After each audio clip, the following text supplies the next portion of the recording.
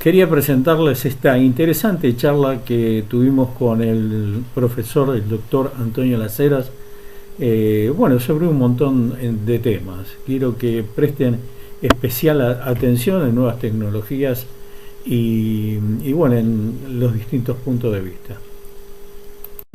Espero que la charla los haya motivado como me motivó a mí. Siempre uno se queda esperando un poquitito más, el tiempo se acaba, pero bueno, seguramente lo vamos a continuar. Si les gustó el programa, le pueden poner me gusta, lo pueden compartir, se pueden suscribir al canal, nos pueden hacer comentarios si quieren saber o que hablemos de algún tema en especial. Estamos atentos a lo que ustedes nos soliciten.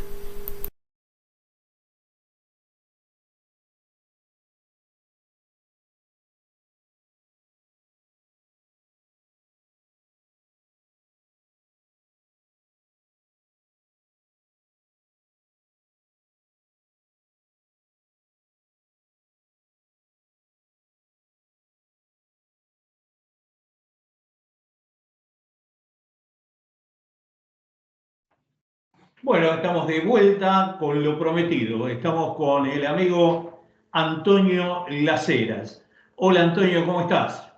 Pero muy bien, estoy acá. A ver, ahí está, perfecto. Muy contento de que volvamos a dialogar, Rubén, a ver qué ideas, qué cosas ¿Qué va saliendo, reflexionamos. no?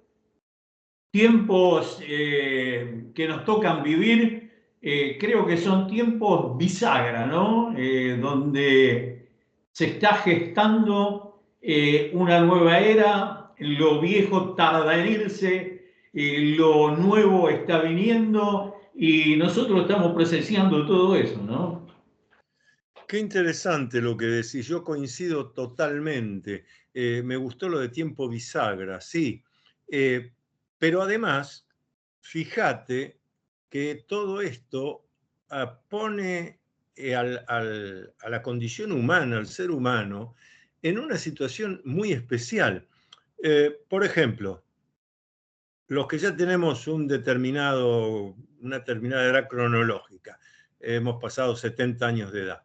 Nosotros, en esta vida que llevamos, ya hemos tenido más cambios que toda la historia de la humanidad. Y sin embargo, seguimos vivos, seguimos haciendo cosas, seguimos creativos, lo cual realmente es una señal de la capacidad que la especie humana tiene, ¿no? Más que capacidad de adaptación a los cambios, de generar cambios. Ahora, en una vida haber atravesado más cambios que toda la historia de la humanidad, a la pucha, y no terminó el asunto, porque como vos decís, estamos en una etapa bisagra. Quiere decir que los cambios continúan y hay dos elementos que abren de una manera el futuro inmediato, cercano, que yo pienso, lo hablaba el otro día con unos colegas en una reunión, y yo les decía, yo pienso que ni los mejores autores de ciencia ficción se les ocurrió lo que ya no es ficción, sino realidad que está por ocurrir. Allá a fines de enero de este año, creo que fue el 26 de enero, yo incluso publiqué un par de artículos, dije, 26 de enero de 2024 va a quedar en la historia de la humanidad como un día clave. ¿Por qué? Porque la empresa Neuralink de Elon Musk anunció que ese día había hecho el primer implante, se dice para que todos lo entendamos, de un microchip en el cerebro. En realidad no es un microchip, es algo muchísimo más avanzado que un microchip, del tamaño de un pelo humano.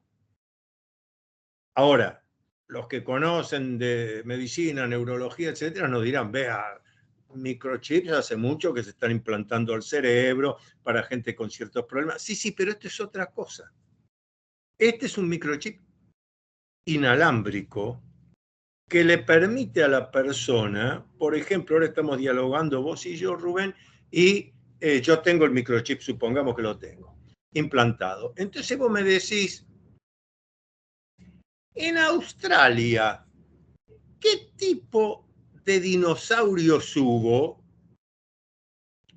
Yo pienso en eso, gracias al microchip me conecto a toda la internet mundial de manera inalámbrica, no es que hay un cable, inalámbrica, busco la información y digo, bueno, fue el Tyrannosaurus tal. Esto es alucinante porque, por ejemplo, ya algunos educadores lo han planteado y han dicho, pero si esto empieza, porque ahora, claro, implantarse eso es caro, estamos en la etapa de experimentación, pero en un par de años, cualquiera con unos pesos se va a poder implantar eso que es mucho más que un microchip, del tamaño de un pelo humano, y resulta que va a estar conectado, no ya como estoy acá yo con la notebook, etcétera, sino todo mentalmente, mando la orden, esto de manera inalámbrica se conecta a toda la internet, me busca el dato, a ver, esto está en un libro de la biblioteca del Museo de Estrasburgo. A ver, ahí lo saco, doy la clase. Entonces, los educadores, por ejemplo, dicen, ¿cómo voy a tomar examen? ¿Cómo hago para tomar examen si pregunte lo que pregunte el que está conectado? Van a tener ahí. Bueno, La pregunta que viene es, ¿dónde va a quedar el pensamiento crítico? ¿No? Porque la facilidad de conseguir determinadas cosas por ahí te entumece el pensamiento crítico, creativo y reflexivo. Es una posibilidad, ¿no? ojalá yo tuviera el entusiasmo tuyo y la mente optimista tuya de decir, puede ocurrir esto. Yo estoy convencido, porque eso ya está ocurriendo. Fíjate la dificultad que hay hoy en día para establecer un diálogo, aunque pensemos distintas cosas, entre 3, 4 personas. Porque utilizar bien lo que vos acabas de decir, y yo lo tomo, pensamiento racional reflexivo, y resulta que vos empezás a hablar de determinada cosa y el otro te dice, pero puede ser. No, pero escúchame, eso que me decís que puede ser. ¿Cómo se fundamenta? No sé, yo pienso. El nivel de pensamiento crítico, pensamiento racional reflexivo, como bien dijiste, Rubén, cada vez tiende más a cero y se transforma en un pensamiento más bien emocional. Y yo creo, me parece, no sé, y llegas hasta situaciones de gente que te dice, no sé por qué pensás todas esas cosas, yo no pienso. La construcción del me parece. Sí, sí, esto por un lado, pero hay que desarrollarlo bien porque es importante esto que vos dijiste. Si cada vez tengo menos necesidad de usar mi pensamiento racional reflexivo, mi libre albedrío, mi pensamiento crítico, y gracias al microchip de Neuralink estoy comunicado y me informo de todo y conozco todo y hablo en 20 idiomas, la creatividad, lo que hizo que los humanos seamos lo que somos, la creatividad va a terminar quedando en manos de unos pocos. Estamos volviendo en este caso a lo que era hace varios miles de años atrás, donde solo determinados grupos, sociedades secretas, escuelas iniciáticas, espirituales y demás tenían los conocimientos. En Egipto, los sacerdotes conocían perfectamente cómo predecir un eclipse, cuándo ocurría el solsticio, conocían el movimiento de algunos planetas, pero el pueblo ignoraba todo. Estamos volviendo a eso. Pero yo dije que hay 2 elementos. Uno es el del implante, que además alguien que nos esté siguiendo en este momento puede decir, no, pero a mí ni loco me van a meter eso. se va a transformar en algo común y normal, como llevar el celular en la mano hoy en día o en el bolsillo.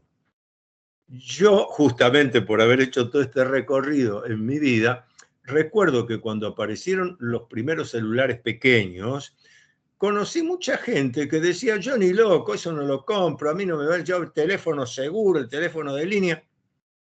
Y al cabo de un tiempo se dio cuenta que quedaba excluido de la comunidad, de la familia y todo, porque las comunicaciones se hacen por el celular. ¿Qué comunicaciones? Todas. El correo electrónico, el Skype, lo que quieras, está todo en el celular. No lo usás, quedas excluido. Nadie me encuentra, no me pueden llamar, no, voy a hacer un trámite y me dicen, bueno, pero use la aplicación tal. No es quiero, no quiero, me gusta o no me gusta. Me quedo a un costado del camino de la vida. Con este implante va a pasar lo mismo. Porque cuando se empieza a utilizar... me quedé en la pregunta cómo resolver el problema de la construcción de pensamiento, porque es imprescindible, ¿no? Y me parece que habría que volver, porque a nosotros, cuando nos educaron, nos daban procedimientos, ¿no? Ahora está la respuesta nada más, ¿no? No está el procedimiento, está la pregunta y está la respuesta, ¿no? Porque se hace automáticamente, por esto, por lo otro. Me parece que por ahí habría que profundizar en el mecanismo de cómo llegaste a este, que era lo que nos enseñaban a nosotros, ¿no? O sea, más allá de la pregunta y de la respuesta, está la pregunta y cómo llegas a la respuesta. Porque si vos la recibís ya deglutida, es una cosa. Ahora, si vos sabés cómo se construye, ya tenés otro manejo. Sí, sobre todo tenés el manejo de tomar tus propias decisiones. Este sistema de facilista y como todo lo fácil es malo. Hay dos cosas que siempre he dicho en mis cursos de control mental, desarrollo del poder mental, siempre dije, hay dos cosas que ustedes se tienen que alejar. Lo gratis y lo fácil. Lo fácil, lo único fácil que hay son los caminos en bajada. Te caes, te golpeas, te lastimas. Ahora bajaste rápidamente, muy fácil bajaste. Subir costaba. Y gratis, porque todo lo que te ofrecen gratis es o porque lo estás pagando de otra manera, o para que después empieces a consumir algo que te va a costar. Entonces, fácil y gratis en el camino de los que queremos hacer nuestra propia vida no existe. Pero lo cierto es que en el camino que vos estabas describiendo, que es el actual, el usual, es ese. Que sea fácil, que me cueste lo menos posible, lo busco acá, y este dato que busco acá, ¿es real? ¿Es verdadero? Yo ahí tengo que usar el pensamiento racional reflexivo. A ver, esto que puede ser, existe, ¿de dónde salió este dato? Pero que todo esto es un esfuerzo. ¿Qué es lo que nosotros aprendimos? Esto que estás contando, bueno, nos educaron así. Nos educaron de que cada uno tenía que lograr sus objetivos y que uno era capaz de hacerlo. Y ahí viene el otro aspecto importante, que es la creatividad. Vos fijate con cuánta gente hoy en día, y en las redes sociales se ve muy bien, diciendo, tengo este problema, tengo este otro. Yo estoy convencido que el hombre de la caverna tenía más problemas que nosotros. Estoy convencido. Sin embargo, salió. Entonces, Era más simple por ahí, ¿no? Era más simple, era más simple. Era más simple. Pero también tenía la dificultad que en una madrugada te aparecía una manada de animales carnívoros, iban rumbo a la cueva y vos tenías que defenderte de alguna manera y no tenías un radar. Bueno, y sin embargo, la humanidad continuó. Entonces, problemas, dificultades, imprevistos son los que han hecho crecer a la humanidad.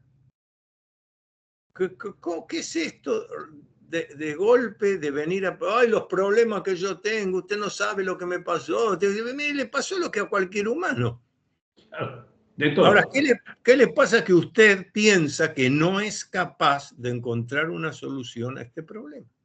Ahí está, ese es el problema, ¿no? No sé si estuve incursionando con el tema de la inteligencia artificial, Ese era el ¿no? segundo tema que íbamos a Ah, tratar, sí, claro.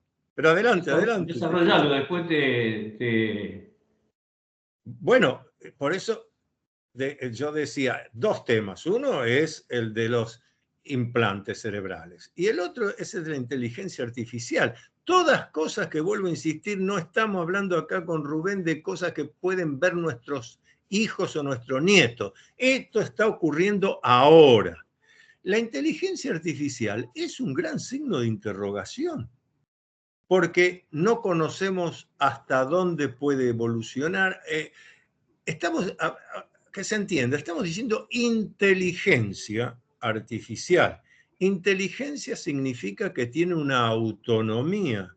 ¿Qué grado de autonomía tiene? Esto sí lo adelantó un autor de ciencia ficción, Arthur Clarke, en 2001 Odisea del Espacio.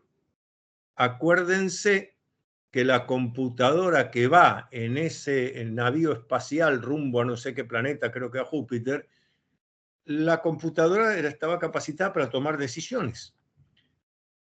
Inteligencia artificial.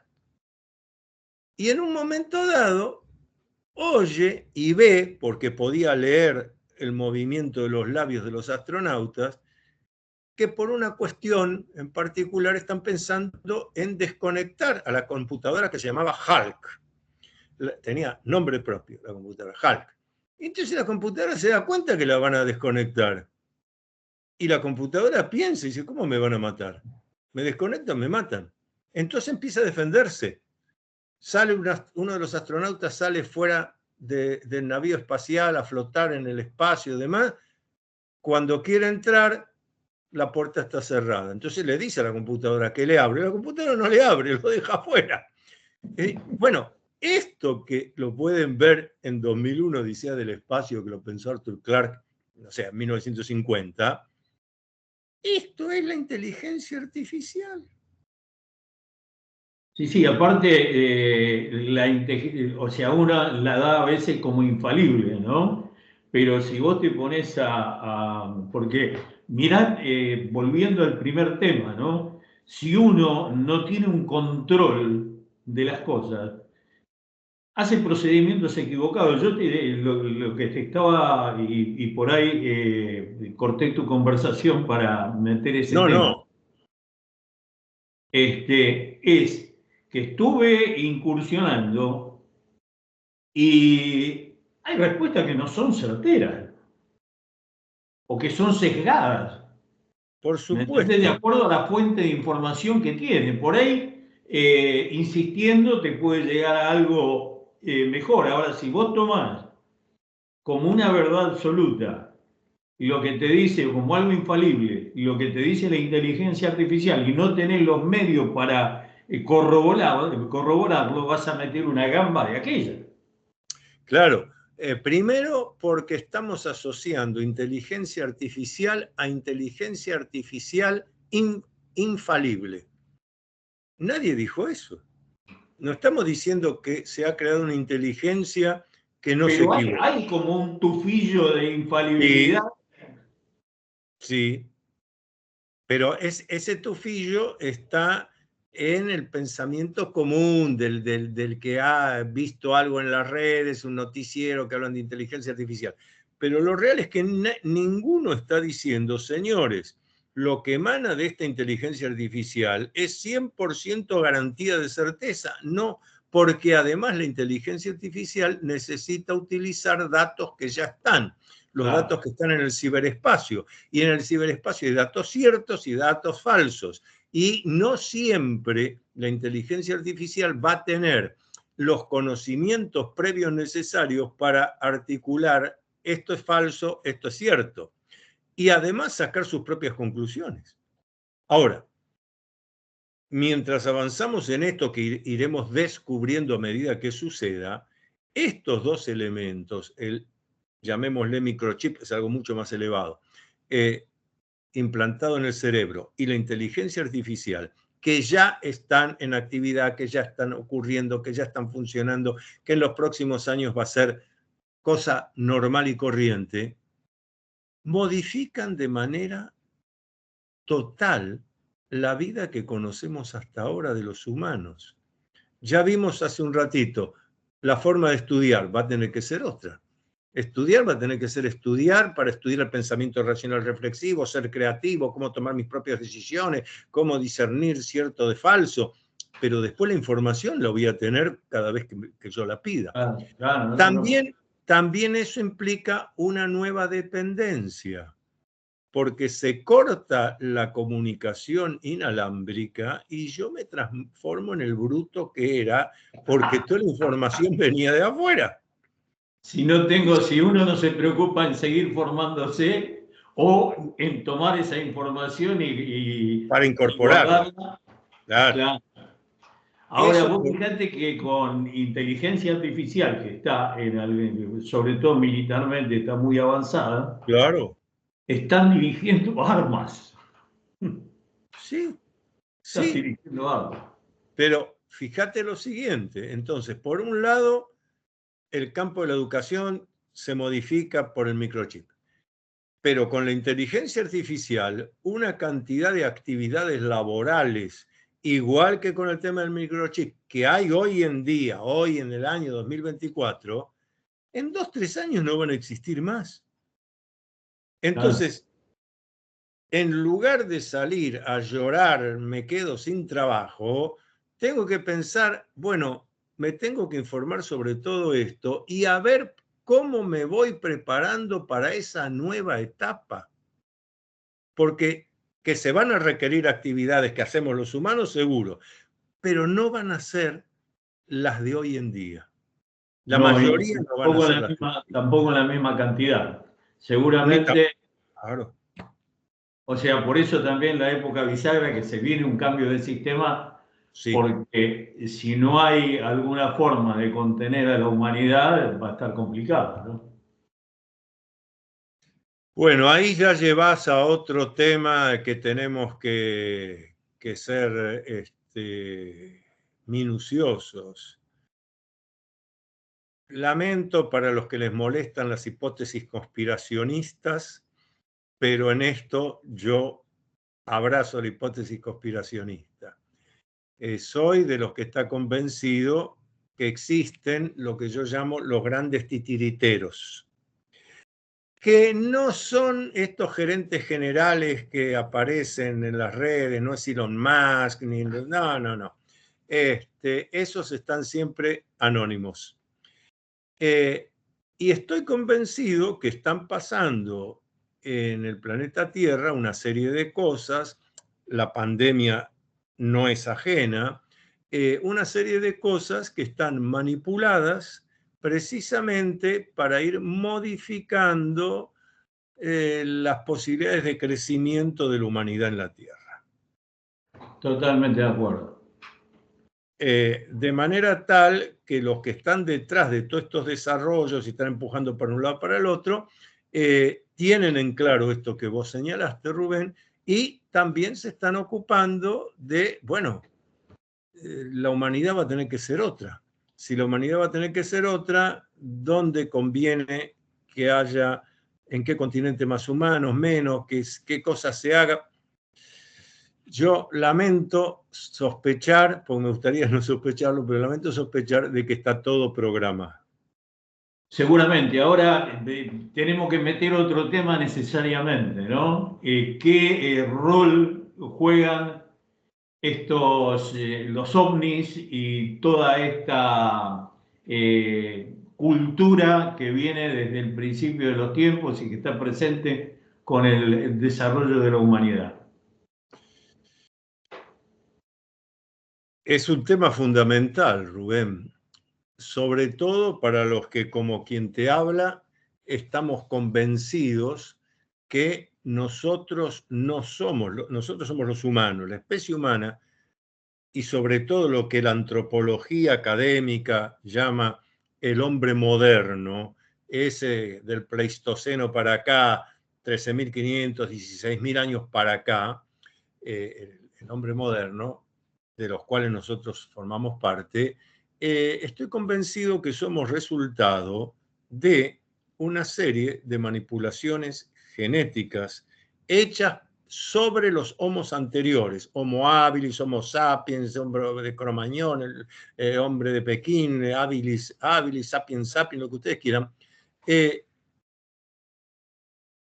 Estos seres de otros mundos, y cuando digo seres de otros mundos, digo que no son de nuestra humanidad. Pueden ser viajeros en el tiempo, pueden que vengan de otros sistemas solares, pueden que vengan de universos paralelos, lo discutimos otro día. Pero que desde que hay registros, aunque sea pictóricos, pinturas rupestres de la humanidad, están, si uno quiere mirar como hay que ver, están los registros de los visitantes extraterrestres. Y yo estoy convencido que nosotros, los humanos, somos resultado de mutaciones hechas sobre aquellos Homo anteriores al Pleistoceno, en nosotros, mutaciones hechas para que aparezcamos nosotros. Es decir, fíjense, alguien puede decir esto que dice el doctor Lacera, está delirando. Bueno, acepto, puede ser.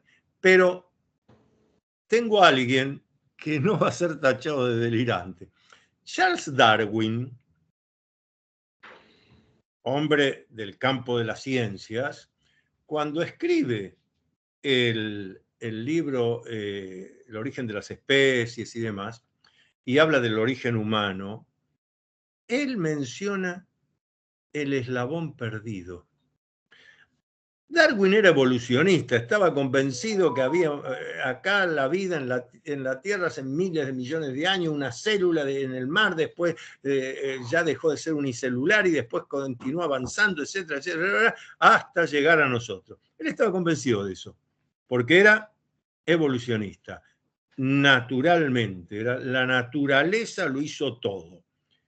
Pero como hombre con pensamiento crítico, él reconoce y dice, acá hay algo que me falta, que yo en mi viaje buscando no encontré. Hay un eslabón perdido porque no puede ser que de los grandes primates aparece el humano y aparece este humano moderno y no hay pasos intermedios. Esto de golpe aparecemos nosotros, que es así. Y la única manera de que algo suceda de golpe es porque vos produjiste un cambio en las variables intervinientes de manera inmediata. Esto hoy lo conocemos, es una mutación genética. Te doy otro ejemplo. ¿Cómo me pueden explicar el Homo habilis, sapiens, la especie Homo con todas sus variables? Hay desde hace 1 millón de años, 1 millón de años. Hasta hace 100.000 años, hasta hace 50.000 años, hasta hace 40.000, 35.000, 30.000, o sea, 1 millón de años, los Homo de todo el planeta Tierra vivieron en una cueva, en una caverna. El que desarrolló la mayor creatividad fue porque agarró una piedra y la picó con otra, hizo más o menos un cuchillito. Los otros tenían el fuego dentro de la cueva, que no sabían cómo generarlo, entonces tenían que esperar que un rayo impactara en un árbol del bosque, se generara un incendio y entonces ahí juntar el fuego. Otros más avanzados descubrieron que pegando una piedrita contra otra salta una chispita, y que esa chispita se podía convertir en un fueguito. Eso, durante 1 millón de años, eso fue lo más avanzado. Alguno sintió un poco de frío y dijo, con este cuero de este animal que maté para poder comer, me puedo poner encima. Este fue el mayor desarrollo, ¿eh? Esto lo acepta toda la ciencia. Curiosamente, 1 millón de años así. Ni un pasito adelante. Hace unos 16.000 años, fin del Pleistoceno, empieza a suceder todo esto. Entonces la ciencia académica dice, bueno, porque se volvió agricultor y cuando se volvió agricultor tuvo que quedarse en un lugar. Al quedarse en un lugar y no andar de sitio en sitio, entonces allí la comunicación directa se hizo más, entonces un lenguaje de señas y muchacho. Necesitaría también que me digan por qué el pueblo en 1.000.000 de años no lo hicieron y hubo cambios climáticos en 1.000.000 de años y esta vez se hicieron agricultores. Pero aunque se hubieran hecho agricultores, ¿cómo se desarrolló el libre albedrío?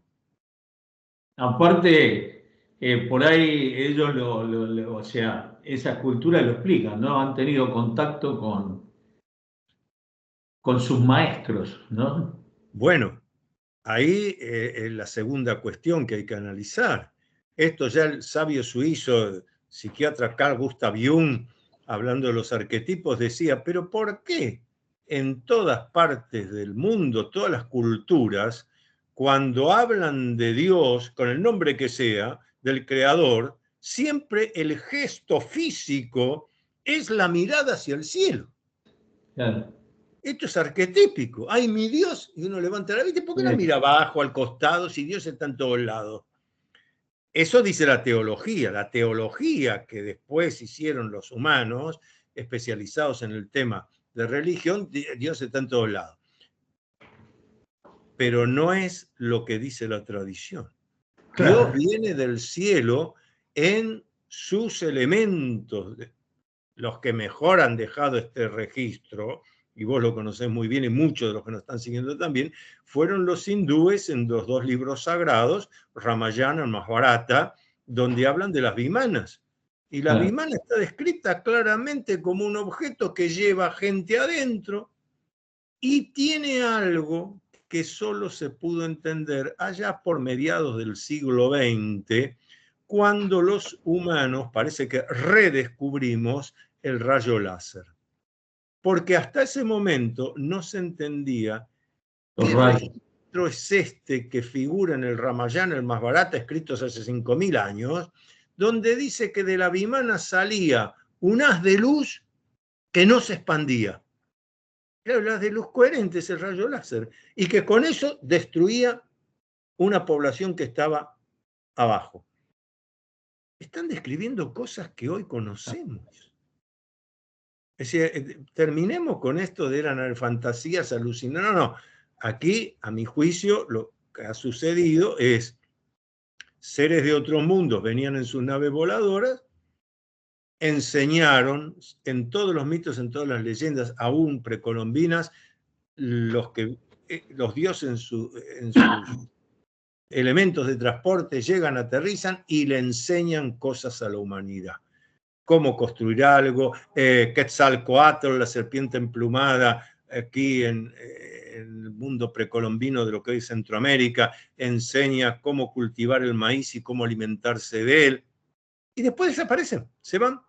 Y en algún punto también hicieron la manipulación genética, ¿no? Porque ahora también, vos fíjate que con el conocimiento que va teniendo la humanidad, en el siglo XXI podés interpretar o podés darle la respuesta a Darwin del claro, ¿no? Claro. Pero es que de alguna manera, Darwin no dice, alguien metió la mano, pero sí se hace la pregunta en ese sentido de, aquí hay algo, hay un eslabón perdido, acá me falta algo, en algún lugar del planeta hubo esa intermediación, claro, porque él es un evolucionista. Él es un evolucionista. Ahora, hay otros investigadores científicos, hablo, algunos que hasta han tenido el premio Nobel. Por ejemplo, vamos a uno concreto.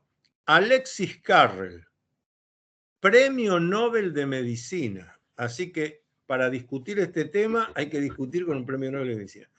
Alexis Carrel, premio Nobel de Medicina, en su libro El origen del hombre, que es un libro que se consigue, el que quiera buscarlo lo encuentra, y si no está en las bibliotecas, cuando habla del desarrollo de la capacidad de pensar, Alexis Carrel premio Nobel de Medicina, dice, y el pensamiento que ha sido incorporado al humano a través de un procedimiento, la traducción correcta al castellano es a través de un procedimiento que desconocemos.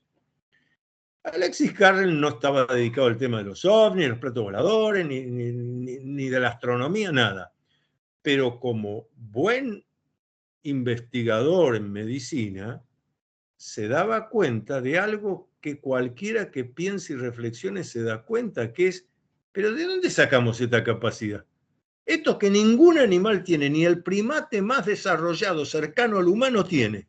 Y aparece repentinamente en nosotros. Por eso me interesa la traducción al castellano, lo que dice Carrel, porque dice que ha de haber sido incorporado a través de un procedimiento. Carrel está hablando de algo artificial, así incorporó un procedimiento. Como él no se dedica al tema de estos que nos dedicamos nosotros, él siguió, el libro después continúa con sus explicaciones médicas de cómo entender el pensamiento. Pero antes de eso está diciendo cómo aparece el pensamiento. No hay manera de explicar el libre albedrío, el pensamiento racional reflexivo, la creatividad. Si hubiera habido una evolución, algún primate sería capaz de escribir, si no lo escribe, por lo menos de recitar 3 versos. Sería capaz de hacer una tuerca, un tornillo, un clavo. No pretendemos una espacionave a Marte. Nada. Pero después, cuando aparece el Homo, 1 millón de años, durante 1 millón de años más que hacer una piedrita tipo cuchillo, no evolucionamos. Y repentinamente todo esto. La misma pregunta va para estos últimos 100 años, ¿no? Durante muchísimo tiempo se mantuvo estático, con muy poco progreso, la humanidad, y de repente en 100 años es a la velocidad de la luz, ¿no? Se recrea y se desarrolla, ¿no? Pues si estamos hablando de cosas, y también está la otra pregunta, ¿no? Por ahí nosotros estamos redescubriendo cosas que sabían nuestros, o una parte o una élite de nuestros ancestros, ¿no? Sí, eso es verdad porque, como dijimos, el conocimiento durante miles de años, el conocimiento fue para unos pocos. El pueblo era ignorante y, por supuesto, esa ignorancia era utilizada por los poderosos. Yo siempre relato... Se sigue manteniendo bastante, te digo. Claro, claro, por eso conviene decirlo, y más con el ejemplo que les voy a traer ahora. Porque además esto ha sido extraído de traducciones de papiros egipcios. Vamos a hablar del Egipto faraónico. Entonces, seguramente en la época de los Ramsés, que eran faraones guerreros, necesitaban mucho financiamiento.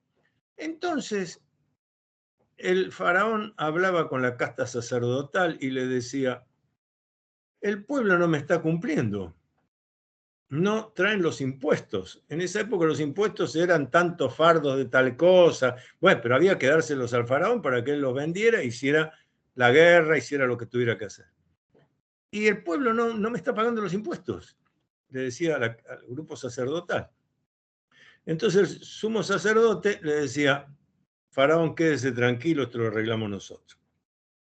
Convocaban al pueblo, que eran unos pocos, que a su vez después hablaban con otros y hablaban con otros, porque no había, la escritura era reservada a unos pocos. ¿Qué hacían los sacerdotes? Convocaban a la gente y le decían, bueno, el dios Ra, o sea, el sol, Ra está muy enojado con ustedes porque ustedes no están cumpliendo con el faraón, no le están llevando al faraón los impuestos que corresponden. Y nosotros nos hemos comunicado, Ra nos ha hablado. Dentro de 10 días, Ra, para mostrar su enojo, va a desaparecer por unos minutos. Si después de eso ustedes no le pagan inmediatamente al faraón, la próxima vez que Ra desaparece y desaparece para siempre. Van a morir ustedes, van a morir sus hijos, no van a nacer sus nietos, van a morir helados, todo por no cumplir con el faraón. A los 10 días, el sol empezaba a desaparecer, desaparecía, volvía a aparecer. Un eclipse de sol. Salían todas, salían todos a participar. Fíjate la manipulación, pero la casta sacerdotal eran los científicos, y eso pasa en muchas culturas de la antigüedad. A lo que se llama sacerdotes, en realidad son los científicos. Y entonces, pero ese poder quedaba en manos de ellos, de los que se iban iniciando, el pueblo desconocía totalmente. Ahora, ¿qué pasó? Que hace 3.500 años y 5.000, en el caso del hinduismo, había todos estos conocimientos de los planetas. ¿Quién iba a creer en aquella época de los que estaban en el campo científico, o sea, los sacerdotes, que la Tierra no era redonda? Estaban todos, conocían el radio de la Tierra. Después, curiosamente, todo eso desaparece. Y tal como vos dijiste, después empieza a reaparecer. Y sobre todo, en estos últimos 100 años, lo que ha ocurrido desde fines del siglo XIX, la revolución industrial para acá, pero como decíamos, más cambios que en toda la historia de la humanidad. Y es buena la pregunta que vos te hacés. ¿Por qué? ¿Por qué se aceleró ahora y se sigue acelerando? ¿Por qué? Bueno, algunos dicen que, bueno, ingeniería inversa, por ovnis caídos. También otra pregunta, ¿no? Yo todas preguntas que tengo, ¿no? Vos decís, hay una cantidad bastante importante, hay estadísticas de caídas de ovni, ¿no? Durante toda la historia, ¿no? Sí. ¿Qué pasa, no? Que tanta tecnología, porque, bueno, nos supera al conocimiento que tiene la humanidad hasta ahora, te superan en tecnología y también es falible, ¿no? Porque si se caen... Yo voy a darte una respuesta breve porque es muy extensa, que la van a encontrar en mi libro OVNIs, los documentos secretos de los astronautas. Ah, buenísimo. Ahora voy a explicar por qué estoy promocionando mi libro OVNIs, los documentos secretos de los astronautas. En este libro hay un capítulo que es la transcripción de uno de los varios diálogos que tuve en privado, pero grabado, así que lo que está acá es la transcripción de esa grabación, con un señor llamado Edgar Mitchell. Edgar Mitchell, sexto hombre en pisar la Luna, miembro del Apolo 14, es decir, ningún improvisado. Por eso a mí me gusta siempre acceder, como antes hablé del premio Nobel Alexis Carrel. La Apolo 14 es la que encontró estructuras en la Luna. Claro, exactamente. Pero ya el solo hecho de que Edgar Mitchell haya sido la sexta persona en pisar la Luna, y además otra cosa, fue el único astronauta que aceptó públicamente que él había hecho experimentos parapsicológicos, extrasensoriales, de telepatía y de clarividencia, estando a 300.000 kilómetros de la Tierra en la cápsula Apolo, con personas que estaban en los Estados Unidos y que no se conocían entre ellos. Todo eso se trabajó después con la estructura matemática de la estadística, se pudo determinar que había habido captación telepática y clarividente, todo muy interesante. Pero vuelvo al tema de lo que estamos hablando y por qué dije está aquí en OVNIs. ¿Y se puede conseguir ese libro? Porque ahí uno de los capítulos es la transcripción del diálogo en privado. Esto no fue en ninguna conferencia, no. Con Mitchell tomábamos té, pasamos todo un domingo a la tarde. La traductora por cualquier cosa, que no hubiera error, y todo grabado. Entonces, cuando llega el momento de lo que a nosotros nos interesa, le digo a Edgar Mitchell sobre esto de lo que los yanquis llaman crash, es decir, el vehículo extraterrestre que se estrella sobre la superficie de nuestro planeta, por lo que vos dijiste muy bien, porque también son civilizaciones inteligentes que construyen cosas que a veces le fallan. Tampoco son perfectos. Y entonces, cuando le digo esto, Mitchell me dice varias cosas. La primera que me dice es, y lo voy a decir en castellano, pero es la traducción textual del inglés. Vea, parece que hay algo así como una logia, ese es el término que él utiliza, enquistada en los gobiernos. No solamente en Estados Unidos, en muchos países. La gente cree, y acá la palabra cree es la que hay que usar, la gente cree que es el gobierno de Estados Unidos, que es el gobierno de Francia, que es el gobierno ruso, soviético. No, no. Son grupos enquistados dentro de esos gobiernos que son los que manejan dos cosas, me dice. Primero, el secretismo. Y dentro del secretismo, el desprestigiar a los testigos y desprestigiar, me dice Mitchell, a la gente como usted, Las Heras, que investiga y difunde. Ustedes, los testigos y los que investigan y difunden, son un trastorno para el secretismo. Entonces le pregunto, digo, ¿y quiénes son los que están atrás? Entonces me mira con cara como de padre que le va a revelar algo evidente a su hijo y me dice Mitchell, las grandes transnacionales. Las grandes transnacionales no tienen nación, no tienen patria, y esas son las que ganan. ¿De qué año me estás hablando? Ay, tendrías que ir al libro. Pero aproximado. Pero este diálogo ha sido hace 15 años. Mirá vos. Aproximadamente. Mitchell murió hace poco tiempo. Sí, sí. Después nos vimos antes y después varias veces, pero en particular, donde él me autorizó, porque él pedía primero de qué íbamos a hablar. Porque también tuvimos un diálogo sobre parapsicología, donde, por ejemplo, me dice, yo le digo, vea que ese es más reciente, bueno, habrá sido 10 años, pero le digo, mire que hay gente que todavía se resiste a considerar a la parapsicología como ciencia. Y me dice, bueno, hay que ser muy ignorante para tener esa postura. Claro. Pero volviendo a esto, entonces, él me dice primero esto. Dice, son las grandes transnacionales, las que ganan la licitación para el transbordador espacial, para determinadas cosas, aviones de guerra nuevos. Y entonces, ¿por qué? Porque esta es la gente que financia cuando se produce un crash, la caída de un vehículo extraterrestre, y me agrega, en la Argentina pasó eso también. Yo conozco el caso cerca de Putre, en la cordillera, en la provincia de Jujuy.